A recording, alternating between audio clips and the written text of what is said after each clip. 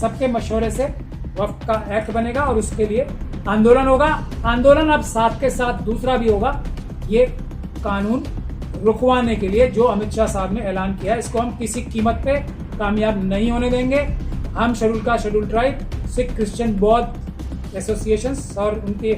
लोगों के साथ बात करके जल्दी आंदोलन का भी एक बड़े हम ऐलान करने वाले हैं। इस देश की 46% पॉपुलेशन ऐसी है जो कि इस वक्फ एक्ट के कानून के बाद उन सब के ऊपर हमला होगा। और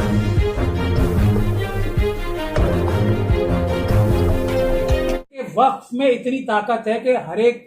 गरीब मुसलमान के परिवार को करोड़पति बना सके, ऐसा नहीं हो पा रहा। तो ये उसके लिए एक हमने होलिस्टिक पूरा सोच समझ के एक प्लान दिया है, उसके सेलिएंट फीचर्स दिए हैं और वही मैं आप सब लोगों के सामने पेश कर रहा हूं। इसके बाद हम दिल्ली में कॉन्फ्रेंस बुलाएंगे और मेरी दावत है सभी लोगों को। मैं ये पॉइंट्स जो 16-17 पॉइंट्स है मैं रख रहा हूं सबके सामने कि इस पे अपने अपने कोई बात अगर छूट गई हो हम लोगों से तो अपने सलाह देके उन सेलिएंट फीचर्स को और इम्प्रूव कराया जाए। और उसके बाद हम डिटेल में भी वक्फ एक्ट में तरमीमें पेश कर रहे हैं। जो इन 44 तरमीमें हैं जो प्रपोज्ड है उनको खत्म करके बल्कि एक मजबूत वक्फ का कानून बनाएंगे, आंदोलन करेंगे उनको इम्प्लीमेंट कराने के लिए। ये बुनियादी तौर पे खाका है। अब मैं आपको पढ़ के सुना रहा हूं, आप चाहें तो इसको भी लेके इसको शाये कर सकते हैं। पहला हमारा मुद्दा जो इसमें है, एक मैं ये दिखा भी दूं साथ में, आप लोग इसको दिखाते रहेंगे तो अच्छा रहेगा क्लोजअप करके। पहली बात जो हमने इसमें कही है वो ये कही है कि इस प्रपोजल में ये है objectives and salient features of people's amendments of Waqf act. तो इसमें सबसे पहली बात हमने ये कही है नोट के तौर पे कि इसमें जितने भी प्रपोजल्स हैं वो बहुत सावधानी के साथ, बहुत होशियारी के साथ और बहुत जहानत के साथ हमने बनाए हैं इस तरह के, इसमें के भारत के संविधान के मुताबिक ही हो पूरी तरीके से ये जो हमारे प्रपोजल्स हैं। और दूसरा, ये जो प्रपोजल्स हमारे हैं, जो ये हमारे सेलिएंट फीचर्स हैं, ये भारत में पार्लियामेंट से पास या कोई प्रिवेलेंट लॉ जो कानून अभी मौजूद है उसके हिसाब से या कहीं ना कहीं जितने भी प्रोविजन इसमें हैं वो भारत के किसी और कानून में पहले से मौजूद हैं, ताकि इसको संसद में पास कराने में कोई दिक्कत और परेशानी ना हो। ये इसके जो महत्वपूर्ण बात है इसमें। दूसरी बात यह है कि जो प्रपोजल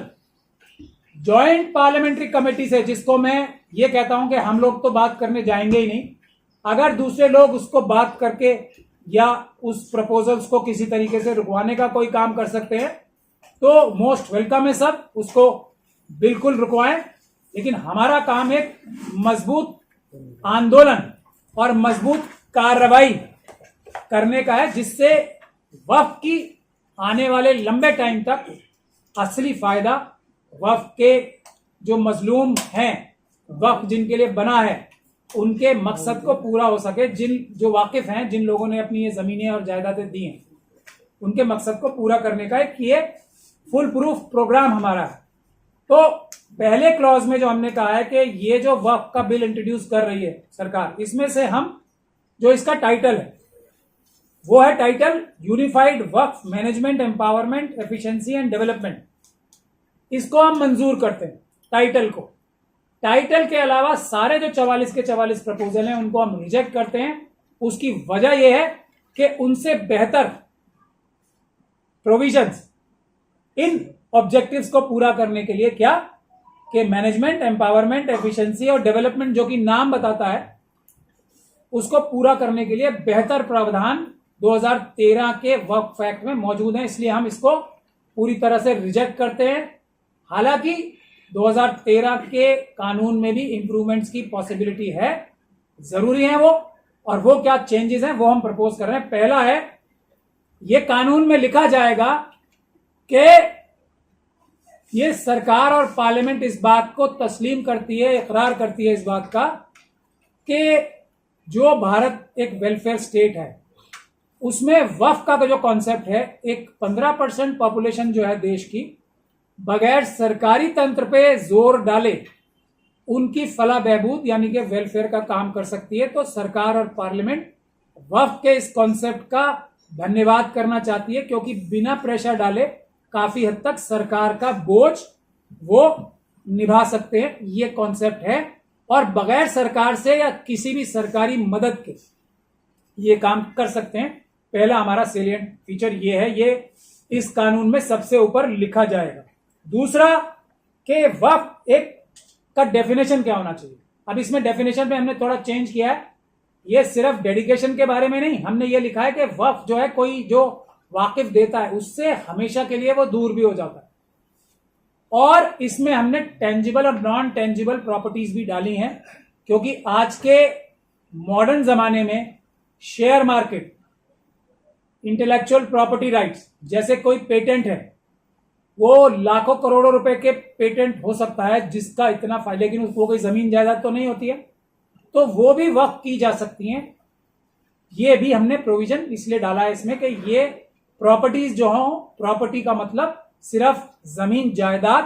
पैसा, जेवरात ही नहीं होगा,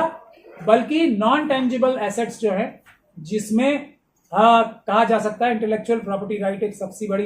वो है, और वो बहुत कीमती चीज होती है। मेरे अपने नाम पे एक ऐसा पेटेंट है जो बहुत ज्यादा उसकी कीमत है, तो वो भी वक्फ किया जा सकता है। ये एक उसका ये डेफिनेशन में वक्फ की। और once a Waqf always a वक्फ, और वाकिफ की जो मंशा है वो हमेशा सर्वमान्य होगी, और किसी भी प्रकार की परमानेंट एलियनेशन, प्रॉपर्टी बेचना, सेल करना, किसी को गिफ्ट करना, इस तरीके की चीजें पूरी तरीके से, ये पुराने कानून में भी है, वॉइड होंगी, मतलब बिल्कुल उनकी कोई कानूनी ताकत नहीं होगी, कोई भी की प्रॉपर्टी सेल की जा सकती है। उसमें हमने ये ऐड किया है कि अगर कोई भी इंसान वक्फ बोर्ड का मेंबर हो, मुतवल्ली हो, या कोई सरकारी अधिकारी हो जो इस प्रकार की सेल डीड बनाता है, एग्रीमेंट बनाता है, या उसको रजिस्टर करता है, तो उसको जो है 10 साल की सजा कम से कम होगी और उम्र कैद की सजा ज्यादा से ज्यादा होगी, ये प्रावधान रखा जाएगा। और जो इस तरह की कोशिश करेगा, वो जो एग्रीमेंट होगा वो तो किसी कानूनी ताकत का होगा ही नहीं, वॉइड एब इनिशियो होगा, लेकिन उस जिस मिकदार की वो ये दुस्साहस करने का कोशिश करेगा, उसका 2.5% पेनल्टी भी उस पर लगेगी, ताकि कोई जुर्रत ना करे इसको बेचने की या इसको उस तरीके से खुर्द बुर्द करने की। सिर्फ 10 साल से कम 10 साल पनिशमेंट, और ज्यादा से ज्यादा उम्र कैद ही नहीं होगी, बल्कि जितना पैसा वो खुर्द बुर्द करने की कोशिश कर रहा होगा उस सेल डीड से, उसका 2.5% पैसा उसके ऊपर फाइन या जुर्माना भी लगेगा। दूसरी बात यह है कि वक्फ के किसी भी फंक्शन में किसी नॉन मुस्लिम को इजाजत नहीं होगी कि वो उसमें कोई फंक्शनिंग में, मैनेजमेंट में, या उसके राइट या टाइटल में किसी भी तरीके से दखल अंदाजी कर सके या उसका कोई हिस्सेदारी हो। हाँ, कोई ऐसा इंसान जो नॉन मुस्लिम है और उसको लगता है कि वो अपनी जायदाद में से इस्लामिक कार्यों के लिए जो पायस चीजें हों, जो रिलीजियस चीजें हों या वेलफेयर की चीजें हों, वो उसके लिए जानबूझ के नॉन मुस्लिम होने के बावजूद भी अगर वो देना चाहता है तो वो दे सकता है। उसके बाद 5वां पॉइंट ये है कि हम एक नेशनल लेवल पे वक्फ की ऑर्गेनाइजेशन बनाएंगे जो क्या काम करेगी, उसमें टॉप प्रोफेशनल जो मुस्लिम होंगे देश के वो रखे जाएंगे, और वो क्या काम करेगी, जैसे कि फाइनेंस कैसे डेवलप करना है, किसी जगह को डेवलप कैसे करना है, उसमें से बेस्ट जो प्रोफेशनल्स होंगे उसको इस्तेमाल किया जाएगा। वो एक कमीशन बनेगी पूरी, वक्फ कॉर्पोरेशन जिसका नाम रखा जाएगा। उसमें मैनेजमेंट कैसे होनी है वक्फ की प्रॉपर्टीज की, उसका ज्यादा से ज्यादा फायदा कैसे उठाया जाए, उसके लिए देश के टॉप प्रोफेशनल्स को उसमें उस कॉर्पोरेशन में रखा जाएगा कि फाइनेंस कैसे जनरेट करनी है इन प्रॉपर्टीज को। जैसे कोई वक्फ की प्रॉपर्टीज है, उसमें अगर कोई मॉल बनाना है 1000 दुकानों का, तो वो कैसे सबसे अच्छे तरीके से 0% इंटरेस्ट पे कहां से दुनिया में लोन रेज किया जा सकता है, और वो सबसे अच्छी दुकानें क्या हो सकती हैं, या वक्फ की इन्वेस्टमेंट करनी है, हमें कोई फैक्ट्री लगानी है, कोई बहुत बड़ा कारोबार शुरू करना है वक्फ की जायदादों से, तो वो उसमें बेस्ट प्रोफेशनल्स लगे और उसके लिए ये वो कराई जाएगी। दूसरा एक और जो हम नई चीज ला रहे हैं इसमें, वक्फ के मस्जिदें, मजार और दूसरे इस्लामिक स्ट्रक्चर्स जो हैं, जो या तो ASI यानी कि आसार कदीमा के अंडर हैं या उनके अंडर नहीं भी हैं, लेकिन वो पुरानी अहमियत वाली ऐसे स्ट्रक्चर्स हैं, इस्लामिक स्ट्रक्चर्स, तो उनका रख रखाव भी वक्फ बोर्ड्स को हैंड ओवर किया जाएगा, जो इन प्रोफेशनल्स की निगरानी में जो वक्फ कॉर्पोरेशन बन रही है उसमें इस तरह के लोग भी होंगे जो क्यूरेशन जानते होंगे वक्फ की प्रॉपर्टीज का, पूरी दुनिया से महारत हासिल जिनके पास होगा। आज भी इंटेक को देती है हमारी सरकारें ASI का काम, और अभी आपको पता होगा लाल किले का काम एक डालमिया है कोई, उनको दे दिया जिनको कुछ पता ही नहीं। तो हम ये इस तरह की प्रोफेशनल बॉडी वक्फ कॉर्पोरेशन के जरिए बनाएंगे, तो लाल किला और इस तरह की जितनी भी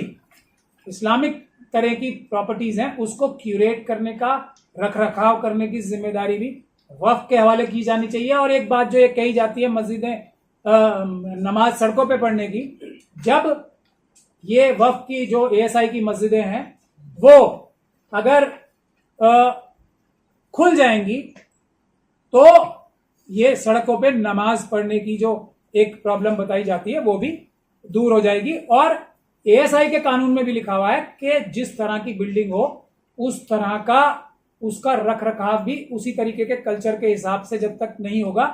वो बिल्डिंग का मतलब प्रोटेक्शन नहीं मानी जाएगी। अगर कोई मस्जिद है तो अगर वो नमाज पढ़नी बंद कर दी जाए तो वो उस तरीके से उसको प्रिजर्वेशन नहीं मानी जाएगी, क्योंकि मस्जिद में अगर नमाज ही नहीं पढ़ रहे तो स्ट्रक्चर की कोई वैल्यू नहीं है। पूरा कल्चरल हेरिटेज के साथ ही उसको प्रोटेक्ट किया जाना चाहिए, इस तरीके से प्रोटेक्ट किया जाना चाहिए कि नमाज भी पढ़ी जाए और वो सुरक्षित भी रहे।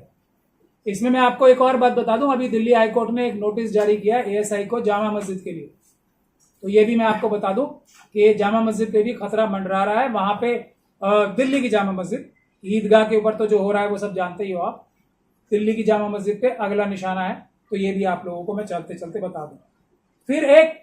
वक्फ की सिक्योरिटी एजेंसी, जैसे प्राइवेट सिक्योरिटी एजेंसीज का एक एक्ट है, प्राइवेट सिक्योरिटीज रेगुलेशन एक्ट, तो वक्फ की हर वक्फ बोर्ड में एक वक्फ की सुरक्षा के लिए एक उनकी प्राइवेट फोर्स, वो बहुत अहम चीज है, उसका भी प्रावधान रखा जाए किसी भी आने वाले वक्फ के कानून में। तीसरी एक हमारा 8वां प्रपोजल ये है कि बहुत सारे हमारे जो तकरीबें होती हैं, जलूस होते हैं, कोई हमारे ऑस्पिशियस ओकेजन होते हैं जिसपे जिनको ऑब्जर्व करना बहुत ही टेक्निकल एक तरीके से और उसको